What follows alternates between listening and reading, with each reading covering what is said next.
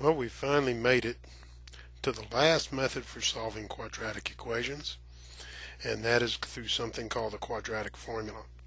The quadratic formula actually comes from completing the square. However, it's a very direct method that you go through without all the manipulations of completing the square. It does, however, require that you memorize, you commit to memory, memorize the quadratic formula. And this is the quadratic formula right here. The quadratic formula says the solutions of ax squared plus bx plus c equals 0, where a is unequal to 0, are. Now notice it said solutions with an S, and it says are, so you're expecting in the general case more than one solution. The solutions are x is equal to negative b plus or minus the square root of b squared minus 4ac all over 2a. And you just need to memorize that, and a lot of students partially memorize it and then they just get absolutely butchered on the test. You have to memorize it exactly as it is. Pay a special attention to that division line, and notice that that division line goes all the way under the negative b. Some people write the negative b out here and then put the plus or minus square root over the division line. When you write it that way, it is wrong. That is all over 2a.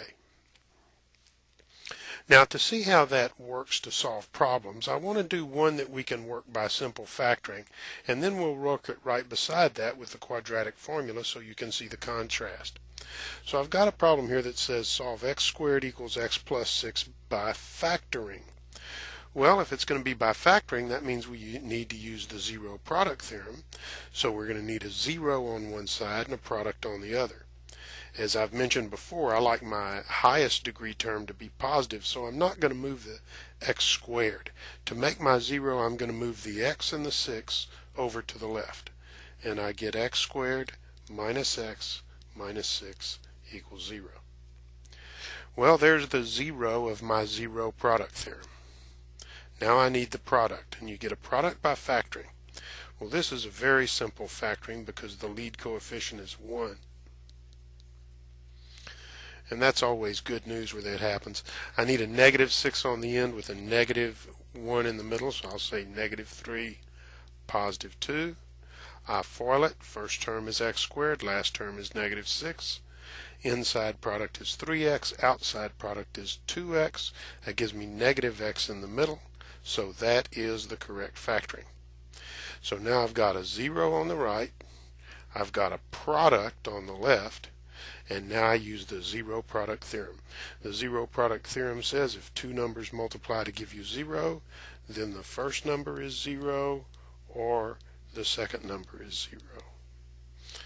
If x minus 3 is 0, just add 3 to both sides. If x plus 2 is 0, subtract 2 from both sides. And you get the answers 3 and negative 2. Now let's see if that corresponds to what we'd get if we were using the quadratic formula. In the quadratic formula, we would write x is equal to, and I'm going to do this with empty holes because I don't want to mess up the signs. I'm going to say x is equal to negative b, so that empty hole is going to take a b, plus or minus the square root of b squared minus 4ac all over 2a.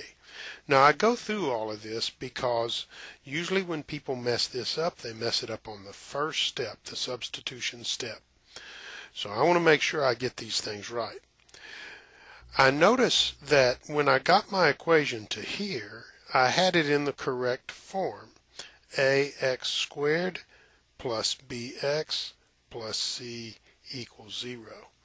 And this told me, once I got it in the right form, that a was equal to 1, b was equal to negative 1, and c was equal to negative 6. So that's what I want to put in. My b is negative 1, and the b's were here and here in the quadratic formula. You can check that up here. My A's were here and here, so I'm going to put my A1 here and 1 here. And the only place C occurs in the formula is here, so C, which was negative 6, will go right here. Now we just need to do a little simple arithmetic. Negative negative 1 is 1, plus or minus the square root. Negative 1 squared is just 1. Now, notice this next one. I have 4 times 1 times negative 6, which is negative 24, but there's a minus in front of that negative 24. So this is minus negative 24, which is the same as plus 24. And 2 times 1 is just 2. 1 plus 24 is 25. So I get 1 plus or minus the square root of 25 over 2, which is 1 plus or minus 5 over 2.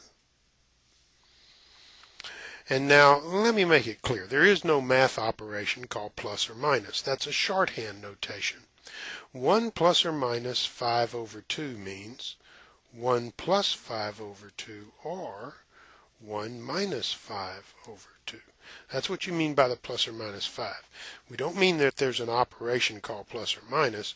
We're just trying to keep from having to write the same equation twice when all we're going to change is one sign.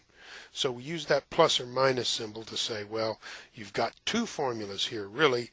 One of them has a plus here, and the other formula has a minus here. Well, you can wait till towards the end to go ahead and break those down. 1 plus 5 over 2, that's just 6 over 2, which is 3. 1 minus 5 over 2 is negative 4 over 2, which is negative 2. Notice I got the same two answers, 3 and negative 2, that I got by factoring. But you might say, well, gosh, I think that quadratic formula is quite a bit harder than factoring is. Well, yeah, when you can factor, factor is the easiest way there is. That's why we teach it to you first. But what the quadratic formula is, it's something that always works on every quadratic equation. For the whole time I was in the aerospace industry, which was several years, I never saw a single problem that would factor. The only thing we ever used was the quadratic formula. Okay, let me go on.